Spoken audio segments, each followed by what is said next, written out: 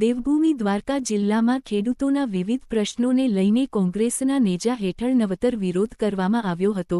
5 જેટલા ગામોના ખેડૂતો મોઢા પર હાથ રાખી મૌન ધારણ કરીને જામ ખંભાળિયાની કલેક્ટર કચેરીએ પહોંચ્યા હતા। કલ્યાણપુર તાલુકાના ચોર, ચપ્પર, રાજપરા અને કાનપર શેરડી ગામોની સીમમાં મહાકાય સબસ્ટેશન બનાવવાની શક્યતા સામે ખેડૂતોમાં વિરોધ છે। ખેડૂતોનો આક્ષેપ છે કે સબસ્ટેશન અને હાઈવોલ્ટેજ વીજ લાઇનો માટે ફળદ્રુપ ખેતીની જમીન જશે, જેના કારણે ખેતી અને રોજગારી પર અસર પડશે।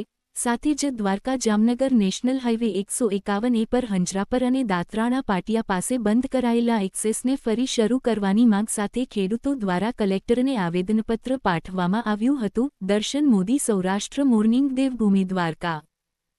હમણાં સમાચાર મળ્યા છે કે મહાકાય પ્રાઇવેટ કંપની દ્વારા અમારા કલ્યાણપુર તાલુકાના આસપાસના ગામોમાં ચૂર, ચપ્પર, કાનપર શેરડી, દુધિયા, રાજપરા એ ગામોમાં એક પ્રાઇવેટ કંપનીનું મહાકાય વીજ સબસ્ટેશન આવવાનું છે।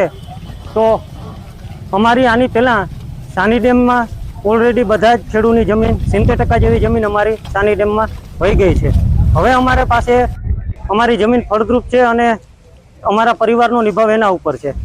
હવે જો આ જમીન રહી ગઈ, થોડી ઘણી જમીન રહી ગઈ છે, એમાં જો આ વીજ સ્ટેશન આવે તો અમારી પાસે આજીવિકાનો સ્ત્રોત પૂરો થઈ જાય, કારણ કે અમારું બધા જ ફેમિલી સભ્યો, બધા જ અમારો પરિવાર, આસપાસના તમામ વિસ્તારના લોકો બધા ખેતી ઉપર નિર્ધારિત છે અને આ સબસ્ટેશન અંદાજે 150 એકર જમીનમાં આવે તેવી શક્યતા છે। એટલે આમાં ઘણા બધા ખેડૂતની જમીન જાય તેવી શક્યતા છે।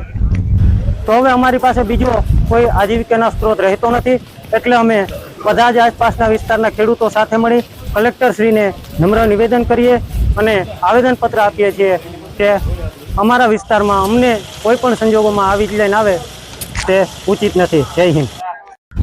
આ સરકાર છે એ દમનકારી નીતિ એવી અપનાવે છે કે એની સામે બોલો એટલે પકડીને કાં તો જેલમાં નાખી દે અથવા તો ડિટેન કરીને ઉપાડી જાય છે।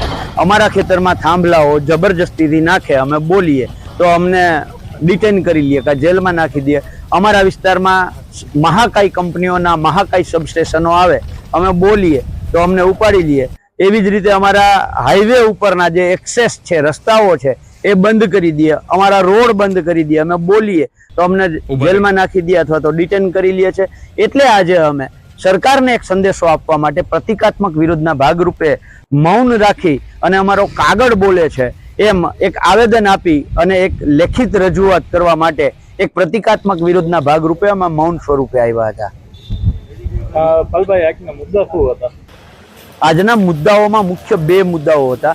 એક, કલ્યાણપુર તાલુકાના કાનપર શેરડી, રાજપરા, ચૂર, ચપ્પર ગામની અંદર એક મહાકાય કંપનીઓનું એક મહાકાય સબસ્ટેશન આવે છે અને આ સબસ્ટેશન લગભગ 765 કેવીનું અને 200-250 એકરમાં આવે એવી શક્યતાઓ છે। તો એ જો આવે તો એક તો અમારી ખેતીલાયક જમીન છે 200-250 એકર જગ્યા જાય અને એ સબસ્ટેશન થાય તો આસપાસના ખેડૂતોના ખેતરમાં એવા મોટા મહાકાય 765 કેવી, 800 કેવી, 1200 કેવીના, 400 કેવીના થાંભલાઓ આવે તો અમારી ખેતી ખતમ થઈ જાય। એટલે આ સબસ્ટેશન આપવામાં ન આવે એવી માંગ સાથે એક રજૂઆત હતી અને બીજી રજૂઆત એ હતી કે 151 એ જે નેશનલ હાઈવે છે, આ નેશનલ હાઈવે ઉપર હંજરાપર દાતરાણાનું જે પાટિયું છે ત્યાં જે એક્સેસ હતું, આ એક્સેસ બંધ કરી દેવામાં આવ્યું છે। એના કારણે ખેડૂતોએ 8 કિલોમીટરથી 16 કિલોમીટર સુધી ફરવા જવું પડે છે અને એ ખેડૂત ગાડું લઈને, ટ્રેક્ટર લઈને ફરવા કેમ જાય? ક્યાંક રોંગ સાઈડમાં જાય છે તો એ ત્યાં આરટીઓ વાળા જાણે પોતાના કમાણીનું સાધન હોય એવી રીતે અહીંયા જીપ રાખીને ઉભા રહીએ છે। એટલે જેવો રોંગ સાઈડમાં નીકળો એટલે અમે નથી કહેતા રોંગ સાઈડમાં જવું જોઈએ, પણ આઈઆરસીની ગાઈડલાઈનથી ઉપરવટ જઈ અને એક્સેસ બંધ થાય તો ક્યાંક ને ક્યાંક ખેડૂતોએ પોતાનો સમય બચાવવા માટે, ડીઝલ બચાવવા માટે ટૂંકો રસ્તો અપનાવે એટલે આ થાય અને એમાં એક્સિડન્ટની શક્યતાઓ પણ વધે છે। એટલે અમારી માંગ હતી કે ભાઈ બેરાજાનો જે અમારો જૂનો માર્ગ છે ત્યાં એક્સેસ આપવામાં આવે।